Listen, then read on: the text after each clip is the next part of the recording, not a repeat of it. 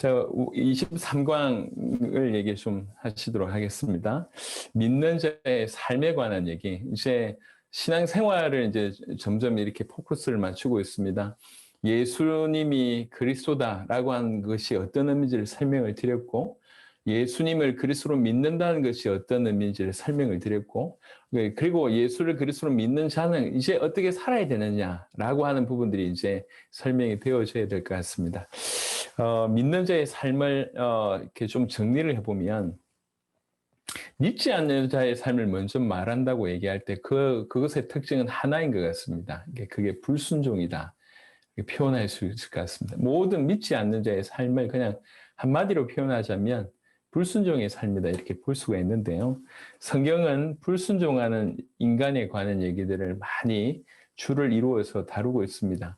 창세기 3장 11절에 이르시되 누가 너의 벗었음을 네가 너에게 알렸느냐, 내가 너에게 먹지 말라 한 명한 그 나무 열매를 네가 먹었느냐. 처음부터 창세기 3장의 인류의 대표되는 아담은 이렇게 불순종으로 실패하는 인생을 살았고요. 호세아 6장 7절에 하나님께서는 이렇게 그들을 정의하셨습니다. 그들은 아담처럼 언약을 어기고 거기에서 나를 반역하였느니라. 아담도 언약을 어기고 반역했지만 또 수많은 이스라엘 민족 또한 아담처럼 언약을 어기고 반역했고, 또 사실은 모든 인류가 아담처럼 언약을 어기고 반역했다 이렇게 볼 수가 있습니다. 사사기 2장 20절에 여호와께서 이스라엘에게 진노하여 이르시되 이 백성이 내가 그들의 조상들에게 명령한 언약을 어기고 나의 목소리를 순종하지 아니하였은즉, 여러분 구약을 좀 보시면 알겠지만 이런 구절들이 굉장히 많이 반복됩니다. 내 언약을 어기고 불순종했다라고 하는 부분들이 계속 반복됩니다. 특별히 예레미야 같은 성경에는 너무 많이 있어서 모를 정도로 계속 반복이 됩니다. 로마서 10장 16절 그러나 그들이 다 복음을 순종하지 아니하였도다. 이사야가 이르되 주여 우리가 전한 것을 누가 믿었나이까 하였으니, 복음을 순종하니 아니하였음에 대한 얘기를 노골적으로 하고요. 로마서 10장 3절에 하나님의 의를 모르고 자기의 의를 세우려고 힘써 하나님의 의에 복종하지 아니하였느니라. 그냥 복종하지 아니하는 정도가 아니라 힘써서 그걸 반대한다는 거죠. 자기의 의를 세우기 위해서 하나님의 의에 복종하지 아니하는 그런 모습들을 얘기합니다.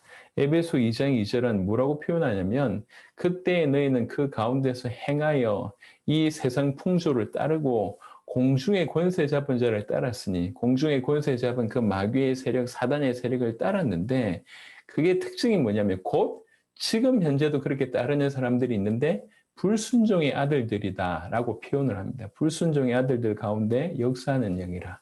그러니까 사실은 마귀의 자녀를 한마디로 얘기하시면 불순종의 아들들이다. 믿지 않는 자들 한마디로 얘기하자면 불순종의 아들들이다. 이렇게 설명할 수가 있습니다. 베드로전서 2장 8절에 또한 부딪히는 돌과 걸려 넘어지게 하는 바위가 되었다 하였느니라. 그들이 말씀을 순종하지 아니함으로 넘어지나니 이는 그들을 이렇게 정하신 것이라. 요한복음 3장 36절에 아들을 믿는 자에게는 영생이 있고 아들에게 순종하지 아니하는 자는 영생을 보지 못하고 도리어 하나님의 진노가 그 위에 머물러 있느니라 라고 얘기하면서 믿는 자와 순종하지 아니하는 자를 이렇게 비교했습니다. 원래는 성경을 이렇게 대꾸법으로 보시면 아들을 믿는 자에게는 영생이 있고 그 다음에 아들을 믿지 아니하는 자에게는 이렇게 표현되어야 되는데, 아들을 믿는 자에게는 영생이 있고 아들에게 순종하지 아니하는, 그러니까 믿음과 순종을 사실은 같은 대열에 올려놓는 것을 보게 됩니다. 사실 정말 믿으면 순종이라고 하는 것이 따라올 수밖에 없습니다. 지금도 야고보서에 논쟁을 하는데요. 믿음과 행위에 관한 논쟁을 하는데, 그래서 야고보는 행위를 주장한다 이렇게 말씀을 하시는데 사실은 그건 아닌 것 같고요. 믿음 안에는 행위가 들어있을 수밖에 없습니다. 정말로 믿는다고 하는데 행위가 없다. 올바로 믿지 않는 거죠. 믿음의 그 요소라고 얘기하는 게 지정의가 들어가 있는데, 올바른 지적으로 동의하고 감정적으로 동의하고 확신하고 그리고 의지적인 삶이 표현되는 게 이걸 통틀어서 믿음이라고 합니다. 그러니까 정말 믿으면 삶이 따라갈 수밖에 없고 정말 믿으면 행동이 따라갈 수밖에 없는데 행동이 없다. 그 믿음이 없는 거 아니냐. 이 야고보는 그렇게 말씀을 한 거라고 저는 이해하고 있습니다. 그러니까 진짜로 믿는데 삶이 없다. 믿는 게 아니죠. 동의한 거죠. 지적인 동의는 믿음이 아닙니다. 오늘날 많은 성도들이 착각하고 있는 것이 지적인 동의를 믿음이라고 생각합니다. 그 믿음이 한 요소일지 모르겠지만 믿음의 전부가 아닙니다. 그래서 제가 이렇게 어느 날 약간 좀 극단적인 얘기인데요. 복음을 이렇게 전하러 이제 나가서 전도를 하는데, 제가 예수님 믿습니까? 하니까 이분이, 믿는다는 거예요. 그러냐고. 그래서 이제, 믿는다고 하니까 그냥 너무 반갑기도 하고, 이제 이렇게 복음 전하다가 만난 분이라고 감사하기도 해서, 그래서 이제 편안하게, 그러십니까? 혹시 어느 교회를 다니시냐고, 이제 이게 인근에 있었으니까 물어보니까 교회 안 다닌다는 거예요. 그러면 잠시 지금 방학하셨습니까? 그것도 아니라는 거예요. 예?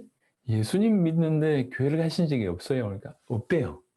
그러면서 하는 말이, 이 사람의 말이 기가 막힙니다. 저는 이수신도 믿는데요. 이러는 거예요. 예수님 믿는다라고 했다가 자기 이수신도 믿는데요.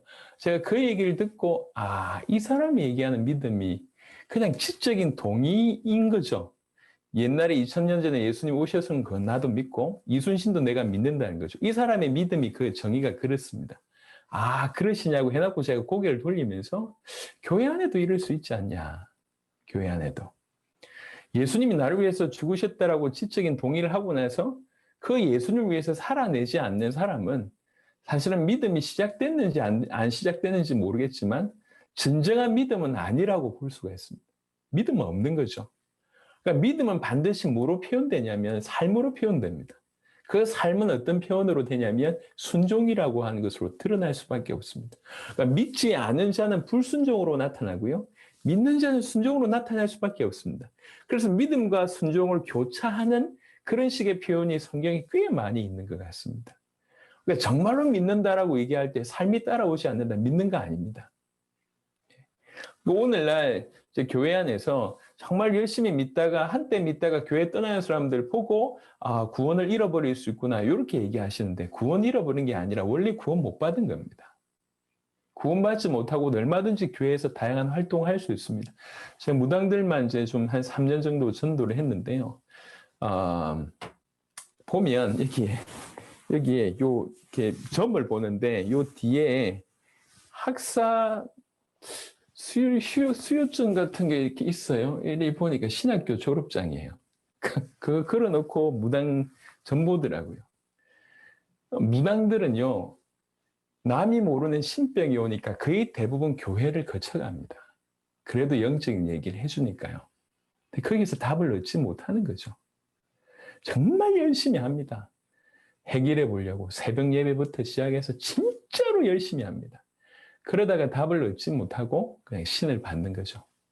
그래서 무당하는 겁니다. 이런 경우들이 실제로 많습니다. 여러분들이 경험해 보시면 한번 지금도 무당집 찾아가서 한번 보세요. 한번 가보시면 정말 많은 사람들이 교회를 거쳐가는데 그 사람들이 교회에 있을 때는 적당하게 발전 끼고 있는 사람들 거의 없습니다. 정말 갈급해서 교회를 간 사람들이기 때문에 자기의 신병을 어떻게든 좀 낫게 해보려고 간 거기 때문에 굉장히 열심히 했습니다.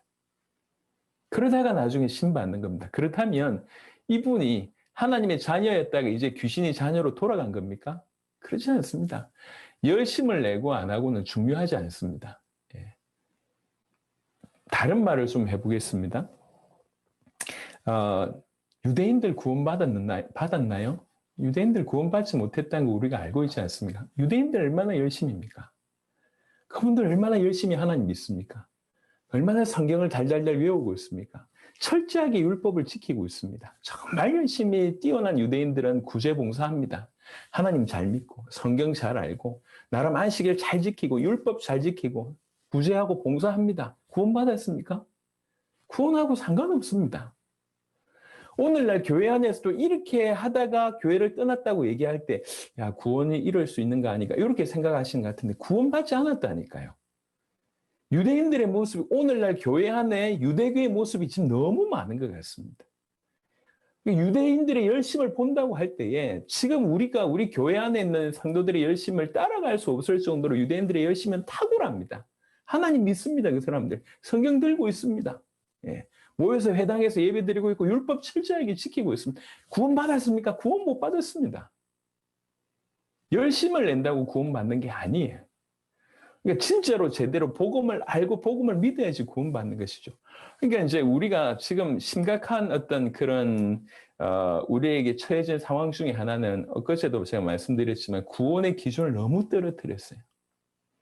너무 구원이 하찮은 것으로 여겨지고 있다는 거예요. 이게 너무 구원의 기준을 얕게 얘기했어요. 원래 구원의 기준은 높습니다. 근데 우리가 낮게 얘기하고 낮게 생각을 하는 거죠. 제가 표현을 이렇게 해도 되는지 모르겠습니다. 제가 한번 말씀을 드려볼게요. 자, 예수께서 가라사대 내가 곧 길이요 진리요 생명이니라고 얘기할 때 요것만 길입니다. 요것만 길이라고 얘기하는데 사단은 어떻게 만들어 놨냐면 프리즘을 더 넓게 만든 거죠. 이렇게. 가의 프리즘을 넓게 만들어서 이것도 길인 양 얘기합니다. 그러니까 길을 굉장히 넓게 만들었어요. 그러면서 하나님께 만나러 가는 길이라고 얘기하면서 이 옆에 길을 걸어가고 있으면서 자기는 구원받았다고 생각하고 있습니다. 아닙니다. 이게 사단이 만들어 놓은 작전입니다. 누구든지 쉽게 예수님 구주로 그냥 영접 기도하면 구원받는다. 아니면 교회 와서 어떻게 뭐 세례식 받으면 구원받는다부터 시작해서 뭐 이렇게 오만 때만 얘기를 합니다. 말 나온 김에 얘기를 좀 해보겠습니다. 오늘 갑자기 좀 욱하는 일이 자꾸 많아지는데 말 나온 김에 한번 얘기를 해보겠습니다. 어떤 분이 이렇게 얘기하더라고. 당신 구원이 확신 받았냐, 확신 있냐니까 이렇게 얘기하시더라고. 받았대요. 자기가 병이 있었는데 예수님께 기도함으로 자기 병이 나았대요. 그래서 자기는 구원받았대요. 그래? 당신 예수 이름으로 병 나으면 당신 구원받은 거냐? 어이, 예수님이 내 안에 계셔서 내 기도 들어주셨기 때문에 병 나은 거 아닙니까? 그러니까 난 구원받았습니다. 이렇게 얘기를 하더라고요. 이런 사람들이 꽤 많습니다. 예수 이름으로 기도해서 예수 이름으로 병 나으면 내가 구원받은 겁니까? 예, 그렇지 않습니다. 예수님 살아계실 때 치유한 사람 많습니다. 그 치유받은 사람들이 다 구원받았습니까? 치유받은 사람들이 다 구원받지 않았습니다.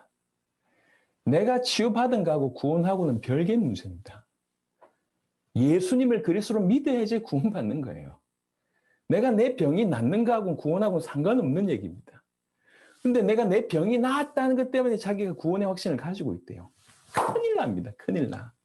그래서 병이 나은 사람들이 처음에 열심히 교회 다니다가 시간 가면 갈수록 점점 아주 메마른 인생을 삽니다. 경험 안 해보셨습니까? 그러다가 교회 떠난다니까요. 왜? 그 다음에 병 날 일이 없거든. 그러다가 교회 떠났다가 또 병이 있으면 또 옵니다. 이런 식입니다. 여러분, 병 낫는 거하고 구원하고 별개의 문제라니까. 왜 병 낫는 거하고 구원을 구분시킵니까? 하나님께서 나에게 응답하신 거하고 내가 구원받은 거하고 다른 얘기예요. 하나님께 우리 주님이 이 땅에 오셨을 때 엄청난 기적을 일으키셨습니다. 예를 들면 오병이어의 기적에 참여한 사람들이 한두 명이 아닙니다. 그들은 기적에 참여했습니다. 그들이 다 구원받았습니까? 빵 먹었지 구원받은 게 아니라니까요. 이 말 잘 이해하시길 바랍니다.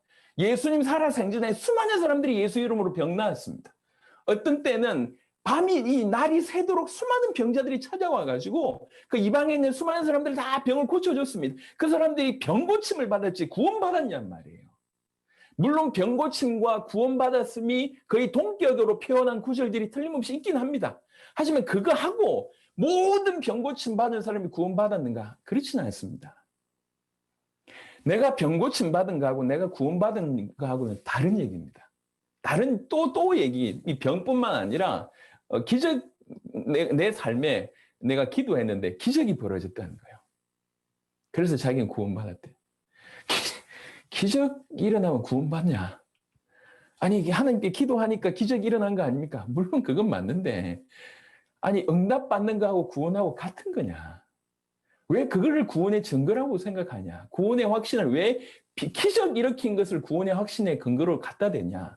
구원의 유일한 기준은 하나밖에 없다. 네가 예수님 정확하게 알고 믿느냐? 그것 말고는 구원의 기준이 없다. 네 삶에 병이 있다가 낫든지 기적이 일어나든지 그건 별개의 문제다. 귀신들도요, 기적 일으킵니다. 안 맞습니까? 귀신들도 기적이 이렇게 준다니까요. 구원의 기준을 너무 떨어뜨렸어요.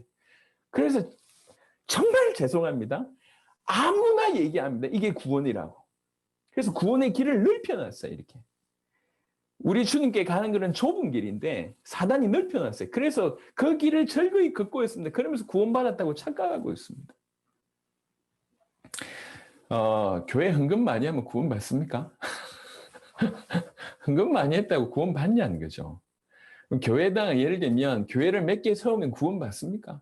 왜 이렇게 생각하는지는 모르겠어요. 어쩌다 이렇게 됐는지 모르겠어요. 구원의 기준을 너무 떨어뜨렸습니다. 구원의 기준 하나밖에 없습니다. 하나밖에 없습니다. 예수님을 하나님의 아들 그리스도로 믿는 그것 말고는, 그 하나님의 아들 그리스도이신 예수님을 나의 주인으로 모시는 것 말고는 구원의 기준은 없습니다. 병이 나았든지 기적이 일어났든지 오만 때만 많은 일이 일어나, 그건 별개예요. 구원하고 상관없습니다. 구원받은 자에게 주신 응답 중에 하나일 수 있을지 모르겠지만 이것 때문에 내가 구원받았다라고는 얘기할 수가 없습니다.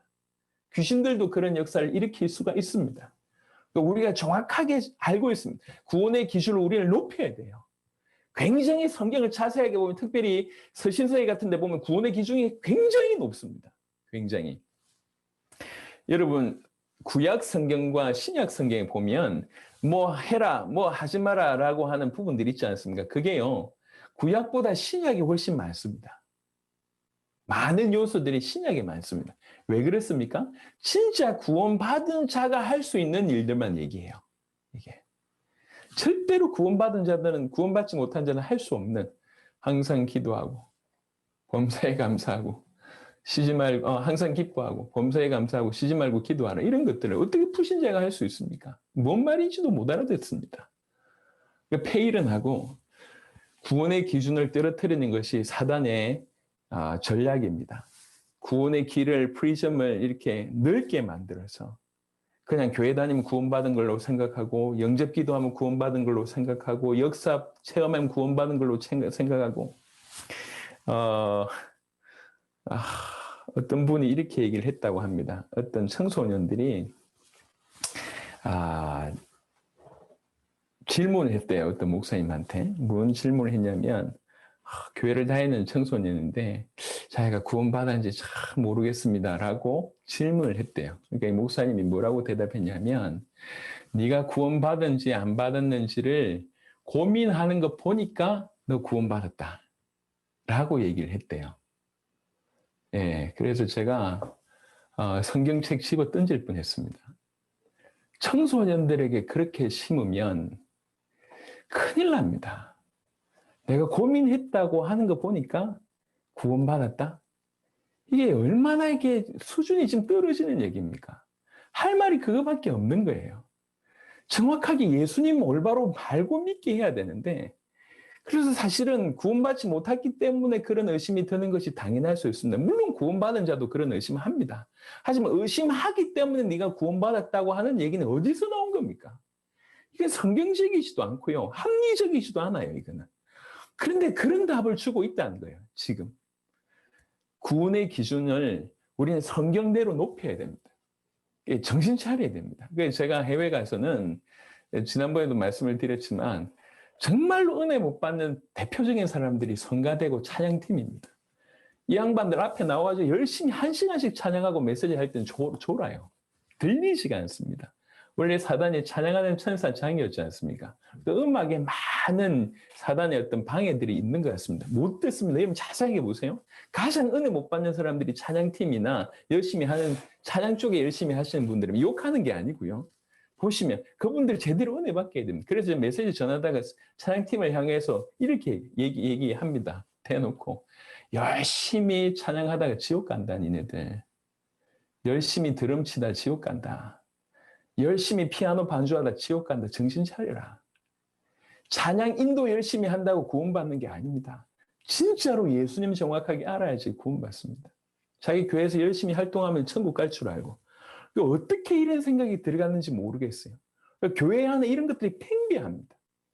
정확한 기준을 줘야 됩니다. 오직 예수님을 진실로 하나님의 아들 그리스도라고 믿고, 그 하나님의 아들 그리스도이신 예수님을 진실로 나의 주인으로 모실 때만이 구원받을 수 있습니다. 그게 유일한 길입니다. 다른 어떤 것도 구원의 기준일 수 없습니다. 내가 병이 나았건, 기적을 체험했건, 놀라운 역사 속에 있었던 건 다 그냥 한 예이지 그것이 구원의 근거일 수 없습니다. 구원의 기준일 수 없습니다. 우리는 똑바른 구원의 기준을 명확하게 가지고 있어야지 사람을 살릴 수가 있습니다. 그러니까 교회 열심히 다니다가 망하고 지옥 가면 어찌 되겠습니까? 그것처럼 비참한 일이 어디 있습니까? 근데 그럴 수 있다는 거죠. 그래서 우리가 정말 깨어 있어야 되겠다 생각을 합니다. 자, 다시 본문으로 돌아와서요. 믿는 자의 삶에 대한 얘기를 하고 있습니다. 먼저는 믿지 않는 불신자의 어떤 그런 모습들, 불순종의 모습이라고 볼 수 있고, 불순종하는 인간을 살펴봤고요.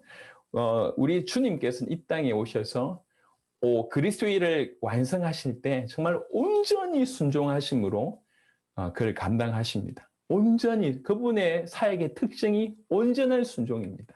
율법 아래 있으면서 온전한 순종을 하셨고 아버지에게 온전하게 순종하셨고 메시아의 사역에 온전하게 순종하셨습니다. 히브리 5장 8절 9절 그가 아들이시면서도 받으신 고난으로 순종함을 배워서 온전하게 되셨은즉 자기에게 순종하는 모든 자에게 영원한 구원의 근원이 되시고 순종하신 그가 우리의 영원한 구원의 근원이 된다고 얘기합니다. 사람의 모양으로 나타나사 자기를 낮추시고 죽기까지 복종하셨으니 곧 십자가에 죽으심이라. 사람의 모양으로 나타나심도 엄청난 자기를 비움입니다. 자기를 낮춤인데요. 거기서 더 낮추어서 자기의 목숨을 드렸고 이제 더 낮추어서 이제 무덤까지 내려가는 일들을 하셨습니다. 철저하게 죽기까지 복종하신 모습이 나오죠. 로마서 5장 19절 그래서 뭐라고 표현했냐면 한 사람이 순종하지 아니함으로 많은 사람이 죄인 된 것 같이 한 사람이 순종하심으로 많은 사람이 의인이 되리라. 여러분 생각보다 순종의 문제가 굉장히 큰 문제임을 우리가 지금 직면하게 됩니다. 굉장한 부분입니다. 우리가 하나님의 말씀에 순종하느냐, 우리의 주가 되시는 우리의 주인에게 순종하느냐, 이거는 사활이 걸린 문제입니다. 다니엘 7장 27절에 나라와 권세와 온 천하, 나라들의 위세가 지극히 높으신 이의 거룩한 백성에게 붙임바 되리니 그의 나라는 영원한 나라이라. 모든 권세 있는 자들이 다 그를 섬기며 복종하리라. 그렇게 순종하신 주 예수께 우리 아버지께서 이런 어마어마한 은혜들을 또 축복들을 주심을 약속하고 있습니다. 에베소 1장 22절에 또 만물을 그의 발 아래에 복종하게 하시고 그를 만물 위에 교회의 머리로 삼으셨느니라. 할렐루야. 우리 인생은 믿지 않는 자의 인생은 불순종이라고 한마디로 표현할 수 있고 우리 주님의 사역은 온전한 순종이라고 표현할 수가 있습니다. 그래서 믿는 자의 삶을 한마디로 표현한다고 하면 순종이라고 얘기할 수 있습니다. 믿음에는 순종이 내포되어 있고 믿는 자는 순종의 삶을 살아갈 수밖에 없습니다. 정말로 우리가 예수님을 그리스도로 믿고 그리스도이신 예수님을 나의 주로 믿는다고 하면 우리는 주와 동행하며 정확하게 같이 가는 것보다 주님을 따라가는 인생을 사는 겁니다. 주님을 따라가게 된다는 거죠. 주님을 따른다라고 하는 다른 표현이 순종한다는 것입니다. 주님께서 하신 그 말씀 그대로 살게 된다는 것이죠. 그래서 믿는 자의 삶은 한마디로 얘기하면 순종이라고 볼 수가 있습니다. 히브리 12장 9절에 또 우리 육신의 아버지가 우리를 징계하여도 공경하였거든 하물며 모든 영의 아버지께 더욱 복종하며 살려 하지 않겠느냐. 사실은 우리가 이제 인생길을 이렇게 살고 사역을 지금까지 계속 해오면서 지금 어떻게든지 사역이 좀 이렇게 되어지고 또 어떤 경우는 사역이 안 되어지고 어떤 경우는 또 넘어야 될 산들이 많고 지금 우리가 이런 다 때에 지금 있는 것 같습니다. 그런데 이거는 그냥이 아니라 그동안 우리가 계속 어느 만큼 순종해왔느냐, 순종하지 않았었느냐의 어떤 그런 그게 쌓여진 어떤 그런 결과가 아닌가 생각을 합니다. 여러분 우리 주님이 우리 개인에게 너무 세밀하게 많은 어떤 음성들을 들려주셨는데 사실은 이제 여러 가지 이유로 그 부분에 순종하지 못했음이 쌓여진 부분들도 있고 또 한편으로는 그런 부분에 부족하지만 계속 이렇게 순종하면서 또 나와지는 결과들이 있는 것 같습니다. 한두 가지가 아니라 왜 그러냐면 그분은 우리와 함께 계시기 때문에 우리에게 순간순간의 모든 길에 그분은 우리에게 말씀하셨고 하셨습니다. 예. 못 들었는데요. 이러지 마시고요. 그분이 말씀하셨습니다. 그 말씀에 우리가 어떻게 반응을 해왔는지 그 반응의 결과물들이 지금 현재 어떤 과정으로 있는 것 같습니다. 그래서 이 순종은 정말 중요한 사활입니다. 사활이 걸린 문제입니다. 진짜로 믿는 자는 하나님이 내 안에 정말로 계시다고 믿는 자고, 그분이 십자가 부활로 내 인생의 모든 문제를 끝내놓고 내 인생을 통해서 그분의 길을 준비하기를 원하는 내 인생을 인도하시는 그분과 함께 있으면서 그분의 음성을 계속 듣는 겁니다. 그럼 그분이 요구하실 때 우리가 계속 순종한다는 게 그게 이제 나중에 결과물들로 나와지는 거죠. 또 불순종은 또 불순종 나름대로 결과물들이 계속 나와지는 것 같습니다. 저도 이제 인생을 돌이켜 볼 때에 계속 들었는데도 불구하고 계속 무시했을 때 나타난 결과물들이 또 사실은 상당했고요. 숨은 동기나 아니면 내 욕심이나 아니면 이런 것들 때문에 이렇게 일을 진행했을 때 항상 결과가 좋지 않았음을 많이 보게 됩니다. 또 반대로 전혀 제가 볼 때는 불가능하게 보이고 어렵게 보이고 힘들게 보이는데도 불구하고 주님 말씀하시니까 계속 나가는. 이제 저희 아버지가 지금 계속 들어오시는데요. 이게 아버지가 있으니까 이제 얘기를 많이 못 하겠는데 그래도 그 얘기를 한번 해보겠습니다. 아버님이 굉장히 힘드셨어요. 그래서 이제 좀 방황을 많이 하셨었는데 제가 대학을 다닐 때 제가 이제 동생이 한 명 있습니다. 예, 제 2살 터울짜리 한 명 있는데 제가 대학을 다닐 때 얘가 이제 고등학교를 졸업을 하고 취업을 해서 얘가 월급을 받아서 집을 갖다 주면 그 아버님이 그거를 통해서 이제 저한테 하숙비도 주시고 그 다음에 월급이 그 학비도 내주셨어요. 왜 그러냐면 그때는 아버님 일을 하실 수 있는 그런 상황이 못 되셨어요. 너무 많이 심적으로 건강으로 많이 무너져 있어서. 그래서 이 아이가 사실 동생이 저를 공부를 다 시킨 거죠. 감사하게. 근데 애가 고등학교 졸업해보고 취업 전선에 뛰어들어 보니까 이 고졸과 대졸의 차이가 너무 많은 거예요. 실제로 이렇게 노동하는 쪽으로 가다 보니까. 그러니까 이제 고졸하고 전문대만 해도 너무 차이가 나고 고졸하고 대졸 차이가 너무 많은 거죠. 그러니까 얘가 이제 머리가 좀 똑똑한 친구입니다. 얘가 저하고 좀 다르게 얼굴도 잘생겼고 키도 크고요. 그리고 뭐가 이제 잘할 수 있는 아이인데 고등학교 졸업하고 가다 보니까 애가 차별을 너무 많이 느낀 거예요, 애가. 그래서 공부를 해야 되겠다, 이렇게 얘기해요. 그러니까 거의 제 졸업할 무렵에 얘가 아버지를 찾아가서 아빠 이제 형이 졸업하니까 나도 좀 대학 갔으면 좋겠다. 요 얘기를 한 거예요. 그러니까 할 수 있는 얘기잖아요. 그래서 아버지가 저보고 네 대학 졸업했으니까 이제 돈을 벌어라. 그래야지 네 동생 공부시키지. 이렇게 얘기를 했어요. 저 그런 거 좋아하거든요. 이렇게 남한테 대접하고 뭐 이렇게 은혜 받은 거 좀 갚고 이런 것들은 제 원래 성향 자체가 아마 베풀기를 좋아하는 그런 게 있어서 좋아하는데 하나님께 간절히 기도하는데 지금 제가 돈 벌 때가 아님을 계속 양심의 말씀을 주시는 거예요. 신학교를 가야 되는 거를 계속 말씀을 하시는 거예요. 이렇게 엎드려서 기도하면 이렇게 급하다, 복음 전해야 된다, 급하다고 얘기하고 정신 차려 보면 이게 형으로서 도리가 아니고 자녀로서의 도리가 아닌 거예요. 여러분 어떻겠습니까? 기도만 하면 졸업하고 나서 신학교 가서 빨리 세계복음을 해야 되겠다고 얘기하고 눈을 떠서 집에 들어오면 동생의 모습, 아버지의 모습 볼 때 돈 벌어야 되는 게 맞고 또 제 성향도 돈 벌어서 우리 동생 마음껏 좀 도와주고 싶은데 이게 충돌이 되는 거예요, 이게. 그래, 간절히 기도하다가 이제 아버지한테 가서 얘기를 했습니다. 아버지, 정말 죄송한데, 제가 신학교를 가야 되겠습니다. 아버지가 그냥 청천벽력 같은 소리죠. 그래서 그때 아버지가 됐다면서, 내가 족보에서 네 이름 파겠다면서, 이래가지고 술 막 이렇게 깡소주 드시면서 저를 쫓아내셨어요. 그래서 제가 쫓겨서 내려오는데, 이게 인간적으로도 안 맞는 얘기지 않습니까? 아버지는 또 얼마나 마음이 아프셨겠어요. 제가 동생 볼 면목도 없고요. 근데 기도만 하면 신학교 가고 세계복음 하라는 거지. 아니 좀 상식적으로 명령하시면 좋겠는데 이게 명령이 아니라 얼마나 속이 상하든지. 그래도 하나님 뜻이 맞다고 제가 무조건 여러분 둘 중에 무조건 신학교를 선택해야 된다 이렇게 생각하시면 안 됩니다. 그렇게 생각하면 큰일 나요. 제 개인에 그렇게 말씀을 하셨다는 거죠. 그래서 제가 마음에 결단을 하고 요 바가지로 들어가면서 이제 신학교를 가서 이제 지금 이 길을 걸어왔습니다. 그런데 또 되돌아보니 정말 감사하게 동생이 열심히 하면서 또 이렇게 인터넷 또 방송대학 다녀가지고 대학을 졸업을 하고 지금은 중소기업의 좀 높은 위치까지 올라갔습니다.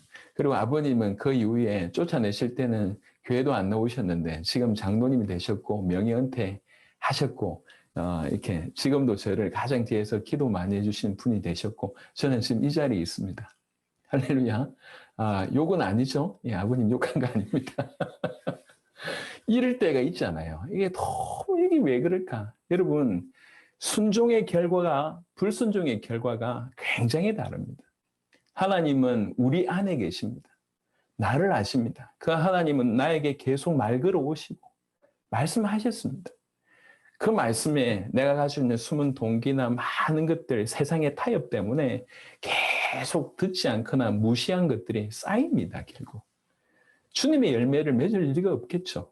또 반대로 어렵고 힘들지만 주님 말씀하셨기 때문에 계속 순종한 게 도무지 길이 보이지 않는 것 같아도 틀림없이 하나님께서 길을 내십니다. 구원받은 자의 순종은 옵션이 아닙니다. 예. 해도 되고 말아야 될 게 아니에요. 그분이 말씀하시면 우리는 순종하는 겁니다. 이 땅에 100%는 없지만 적어도 우리 마음에 말씀하셨다. 순종하는 어떤 그런 자세를 취하고 가는 게 맞습니다. 우리 성도들도 마찬가지입니다. 우리 성도들에게도 이 믿음이 전달돼야 돼요. 제가 처음에 꿈부레를 할 때 저희 교회에서 2번 꿈부를 했는데 처음에 한 4, 50개국이 왔어요. 그때도 교회 재정이 없었습니다. 교회 재정이 너무 없는 상황인데도 제가 그냥 밀어붙였죠. 이게 하나님 뜻이다. 이래가지고 교회 헌금 교회 재정이 없는데 매덕도 어떻게 대출 받고 난리도 아니었습니다. 그래 놓고 꿈부리를 했어요.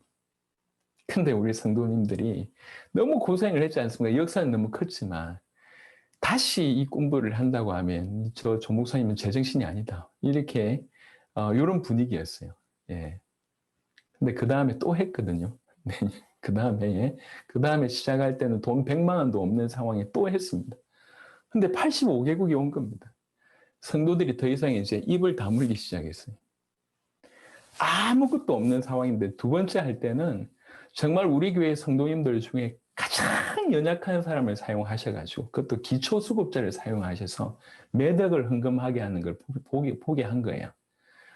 그동안 모아놨던 거 이게 된 게 아니라 그 사람을 통해서 만들어 가셔서 그 짧은 시간에 매덕이라고 한 것을 그 사람에게 부으셔서 되게 하신 겁니다. 성도들이 더 이상 할 말이 없어요. 하나님 역사를 보니까. 그러니까 이제 지금은 그런 얘기를 안 합니다. 계속 보니까요. 성도들. 여러분, 성도들이 하나님께, 자기의 주인께 순종하는 것은 선택의 문제가 아닙니다. 예. 믿지 않는 자는 불순종이며 믿는 자라고 하는 것은 그 삶의 특징이 딱 하나입니다. 순종하는 거예요. 말씀하시면 아멘 하는 겁니다. 땅끝까지 가라 그러면 예 하는 겁니다. 예 가는 거예요. 제가 이제 우리 성도들한테도 얘기했습니다. 어느 순간에 저로 하여금 복음 가득한 교회 담임 그만두라고 하면 저는 얼마든지 예 할 마음이 있습니다. 그 얘기를 했습니다. 성도들한테. 존재 이유가 세계복음만 하는데 같이 모여 있으면서 세계복음만 할 수 있지만 하나님께서 또 떨어뜨려 놓으시면 아멘 해야지. 그래서 제가 이제 우리 와이프한테 사실은 교회 그만두겠다고 한번 얘기한 적이 있었거든요. 사역을 계속 나가는데 사역이 너무 커지는데 성도들이 그냥 교회 안에 있어서 알아듣지를 못하는 거예요. 저는 가슴에 불이 타고. 그래서 제가 어느 순간 그런 생각을 했습니다. 성도들이 괜히 이상한 목사 만나가지고 이렇게 거의 바지 가랭이 찢어지겠다 이런 생각을 했고 저는 또 이해 못하는 속 터지는 사람들한테 뭔가 얘기하려고 하니까 이게 에너지 소비다. 이래서 당대 세계복음을 해야 되겠으니 내 교회 나가야 되겠다. 그 전날 와이프한테 얘기했어요. 교회를 개척을 하고 10년 넘었을 무렵인데 야 내가 교회 그만둬야 되겠다라고 얘기하니까 우리 와이프 굉장히 쿨하게 그래 그래서 그냥 쿨하게 얘기해 주시더라고. 그래서 알겠다. 그래놓고 그 다음 날 가서 중직자를 모아놓고 제가 교회 그만두겠다고 했어요. 왜 그러십니까 목사님? 도대체 왜 그러시는데요? 나는 정말 우리 세대에 세계복음을 하고 싶은데 내가 괜히 이렇게 몰고 나가니까 당신들 너무 힘들어하는 것 같고 또 나는 내 입장에 그 한 명도 이해를 못하는 것 같아서 답답해서 마음껏 펼쳐야 되는데 답답해서 못할 것 같다. 나가야 되겠다. 그러니까 이제 이 중직자들이 이 몇 개월만 달라는 거예요. 몇 개월만 달라. 그러면서 우리가 목사님 사역을 이해해 보겠다. 이러면서 그 다음부터 성도들 몇 명이 해외를 제 사역을 따라 나온 거죠. 따라 나왔다가 이게 눈물 콧물 뭐 난리도 아닌 거예요. 하나님께서 이렇게 역사하셨습니까? 이래가지고 몇 명이 계속 성도들을 데리고 그 다음 사역 그러면서 성도들이 해외 사역에 계속 따라붙기 시작을 하면서 교회 분위기가 일시에 막 바뀌었습니다. 예. 그러면서 지금 이렇게 사역을 하고 있습니다. 하나님이 언젠가 야, 너 복음 가득한 교회 그만둬 하면 우리는 이해해야죠. 그러니까 이 땅에 살면서 뭘 목표로 하느냐는 겁니다. 저는 당대 세계복음 하면서 앞에 나서고 싶은 마음이 없습니다. 제가 리드하고 싶은 마음이 없습니다. 제가 그럴 자격도 없고요. 전 세계 이 복음이 흘러들어가서 전 세계가 일어나서 세계복음 하는 그걸 원합니다. 그래서 단체도 조직도 만들지 않은 것이고 그 어떤 것에서도 제가 튀고 싶은 마음이 전혀 없습니다. 지금 사역도 제가 없어도 충분히 돌아가는 그런 사역이니까요. 우리가 주님 앞에서 정말로 순종하는가? 이게 진짜 삶이지 않습니까? 이게 믿는 자라고 하면 이리 살아야 되는 거 아닙니까? 그러니까 그게 성경에서 우리에게 주시는 메시지라고 생각합니다. 하나님이 안 들려주셨는데요. 그럼 구원받지 못한 사람이죠. 하나님이 내 안에 지금 계시는 게 구원받은 사람이지 않습니까? 그분이 꼬다른 보리자루처럼 가만 계시냐? 그렇지 않습니다. 그분은 끊임없이 우리에게 말을 걸어오시는 분이세요. 끊임없이 우리 양심에 말씀하시는 분이세요. 우리가 안 듣지. 우리가 귀를 막고 이렇게 어떤 경우에는 이렇게 펜스를 쳐넣습니다. 그래서 큰 은혜 받을만 하면 뒤로 물러납니다. 내가 큰 은혜 받으면 내가 헌신해야 되니까 적당한 은혜 울타리 쳐놓고 적당하게만 은혜를 받지 큰 은혜 안 받으려고 합니다. 왜냐하면 큰 은혜 받으면 지가 받게 된다는 걸 지가 아니까 교회 오래 다닌 사람일수록 이 펜스를 쳐놨습니다. 주님 이까지만 오세요. 그 이상은 안 됩니다. 그 이상 넘으면 내가 바뀌어야 되거든. 그럼 우리가 알잖아요. 그래서 펜스 쳐놓고 있습니다. 그래서 대부분의 목회자는 참고합니다. 참고. 메시지를 참고하죠. 그게 온전히 들어가지 않습니다. 온전히 들어가면 자기가 바뀌어야 될 걸 본인이 아니까. 그 펜스 무너지지 아니하는 한 우리 사역은 다 지지부진할 겁니다. 어떤 의미로. 무너뜨리시길 바랍니다. 주님 우리를 쓰시려고 우리에게 말을 걸어오시는데 말만 하면 됐어요. 이러면 이게 말이 안 되잖아요. 우리 지금 그러고 있다니까. 주님 말씀하시면 주님 괜찮습니다. 다음에 얘기하시죠. 됐습니다. 이게 지금 우리 상황입니다. 얼마나 안타깝습니까? 지금 여러분들 지금 전 세계가 살아나고 있는 것들을 우리 간증을 통해서 보셨지 않습니까? 이게 지금 실제 상황입니다. 조금 제가 극단적으로 얘기를 해보겠습니다. 하나님 우리가 필요 없을 수도 있습니다. 저분들을 통해서만 일하실 수도 있습니다. 어떻게 보면. 근데 하나님께서 우리에게 기회를 주시는 거잖아요. 그런 생각을 합니다. 하나님 내가 필요 없을 수도 있다. 굳이 내가 이 땅에 존재하지 않아도 하나님 당신이 일을 하실 것이다. 근데 기왕이면 하나님 나를 쓰실 수 있도록 내가 해야 되지 않겠냐. 이 생각을 합니다. 민폐 끼치지 않고 주님의 쓰시는 귀중한 도구가 될 수 있도록 내가 행동해야 되지 않겠냐. 이런 생각을 개인적으로 합니다. 여러분 지금 우리 주님은 그냥이 아니라 정말 오실 길을 준비하고 계십니다. 그래서 상황도 많은 상황을 행하시지만 전 세계에 숨어있는 하나님의 백성들 이렇게 짧은 시간에 빠른 시간에 확 일으키십니다. 앞으로 이 일들은 굉장한 어떤 결과물을 낼 거라고 생각을 합니다. 이 무렵에 정말 믿는 우리는 그 하나님의 음성에 세밀하게 반응하는 순종하는 자가 되어야 될 것 같습니다. 우리의 펜스를 다 무너뜨리고 주님 이까지는 안 됩니다. 이거 다 무너뜨리고 하나님 말씀하실 때 우리 가슴으로 응답해서 순종하는 그런 자가 되어야 될 것입니다. 사무엘상 15장 22절에 사무엘이 이르되 여호와께서 번제와 다른 제사를 그의 목소리를 청종하는 것을 좋아하심과 같이 좋아하시겠나이까. 순종이 제사보다 낫고 듣는 것이 숫양의 기름보다 나으니 할렐루야. 히브리 11장 8절에 믿음으로 아브라함을 부르심 받았을 때에 순종하여 장래 유업으로 받을 땅에 나아가서 갈 바를 알지 못하고 나아갔으며 하나님께서 성경에 그토록 아브라함의 얘기를 길게 쓰신 이유는 그가 순종했기 때문에 그렇습니다. 제가 지금 당대 세계복음화의 사역에 전체 사역에 있어서 정말 가장 잘했을 때가 어느 때인지 저한테 물어보신다고 하면 아무것도 보이지 않을 때 2012년 1월에 믿음으로 전 세계에 숨어있는 제자를 찾으러 가야 되겠다라고 마이애미로 발걸음을 옮겼을 그때, 지금까지 당새벽의 모든 사역 중에 제가 제 스스로를 만약 칭찬한다면 그때를 저는 칭찬하고 싶습니다. 믿음의 걸음. 그 한 발자국이 이런 결과를 냈거든요. 아무도 아는 사람이 없었습니다. 영어 할 줄 몰랐습니다. 근데 틀림없이 제자 있다고 하는 믿음, 제자 찾지 않으면 돌아오지 않겠다고 하는 그런 도전, 그 도전으로 갔습니다. 그 걸음 하나님 기뻐하셨던 것 같습니다. 그 믿음의 걸음. 아브라함이 지금 갈 바를 알지 못하고 갔다라고 하는 표현이 그 표현이 같습니다. 순종한다는 거죠.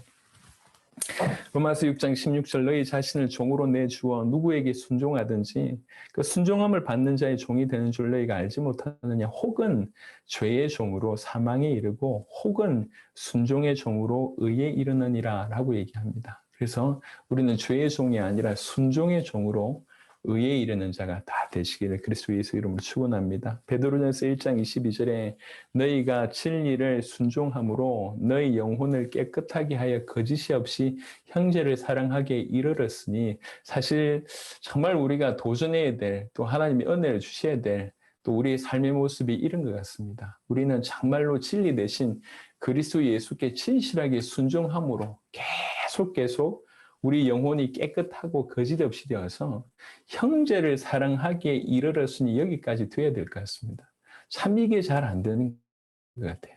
우리 형제, 우리 성도들, 하나님께서 하나님 형상으로 만든 분들을, 만든 자들을 사랑한다는 게 참 많이 아직은 힘든 것 같습니다. 우리는 우리 스타일을 얘기하고 내 스타일에 맞는 자들을 얘기하는데, 우리 주님은 바로 우리가 이렇게 되기를 원하시는 것이죠.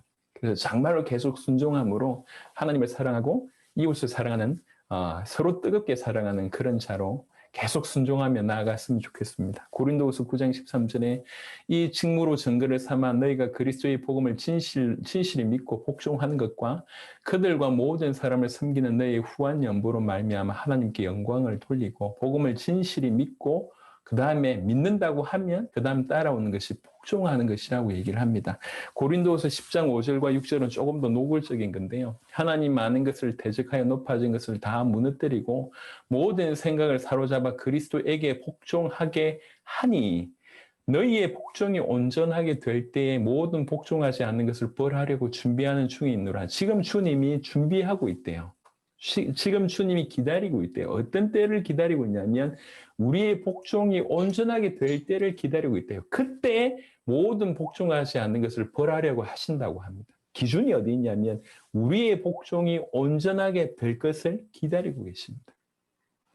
야고보 4장 7절에 그런즉 너희는 하나님께 복종할지어다 마귀를 대적하라 그리하면 너희를 피하리라. 우리는 마귀를 대적하라 이 부분에 포커스를 많이 둡니다. 그래서 예수 이름으로 이래라 저래라 많은 얘기를 하고 있습니다. 하지만 그보다 더 앞선 건 뭐냐면 하나님께 복종하는 자입니다. 내가 내 의를 얘기하고 내 경험을 얘기하고 내 생각을 얘기하고 내 견해를 얘기하고 내 과거를 얘기하고 중요하지 않습니다. 지금 우리가 하나님께 복종하는 겁니다. 그래야지 마귀를 이길 수 있는 그런 힘이 생긴다고 볼 수가 있는 것입니다. 어떻게 보면 정말 하나님께 복종하게 됐을 때 마귀를 대적한다는 얘기는 어떻게 보면 그 마귀의 끊임없는 공격, 그 속임수를 넘어설 수 있다는 얘기입니다. 우리 주님이 마귀를 이기시고요. 우리는 마귀의 속임수를 넘어설 수 있습니다. 예수의 이름으로. 그리고 빌립보 2장 12절에 그러므로 나의 사랑하는 자들아 너희가 나 있을 때뿐 아니라 더욱 지금 나 없을 때도 항상 복종하여 두렵고 떨림으로 너희 구원을 이루라. 너희 구원을 이루라라고 얘기하면서 그 자세가 복종하는 자세로, 두렵고 떨림으로 구원이 얼마나 귀한 건 줄 알고 그 구원을 두렵고 떨림으로 이루되 정말 주님께 복종하는 자세로 그렇게 하라고 말씀하고 계십니다. 사도행전 6장 7절 하나님의 말씀이 점점 왕성하여 예루살렘에 있는 제자의 수가 더 심히 많아지고 허다한 제사장의 무리도 이 도에 복종하니라. 이 도를 믿었다, 예수님을 믿었다고 표현하지 않고 뭐라고 표현했냐면 이 도에 복종했다. 그게 믿는 자의 모습이라고 하는 것이죠. 모든 믿는 자가 그 도에 복종하는 것을 보니 제사장들도 이 도에 복종한다고 이렇게 얘기를 합니다. 그래서 신앙생활은 순종하는 겁니다. 믿는 자의 삶은 순종하는 겁니다. 왜 그러냐면 하나님이 나와 함께 계시기 때문에 이렇게 표현하는 겁니다. 주님이 나와 함께 계시고 그분이 나를 인도하시기 때문에 우리는 복종, 순종하는 것 말고는 따로 할 일이 없습니다. 그분이 우리와 함께 계시지 않거나 우리 안에 계셔도 그냥 가만히 계신다고 하면 순종이나 복종이라는 단어가 필요 없습니다. 하지만 그가 우리와 함께 계시고 우리를 인도하신다 하면 우리가 할 일은 그 인도를 받는 것입니다. 그게 순종입니다. 순종. 그래서 믿는 자의 삶은 순종이다. 우리 성도들에게 전달하는 그런 은혜가 우리 모두에게 있기를 바랍니다.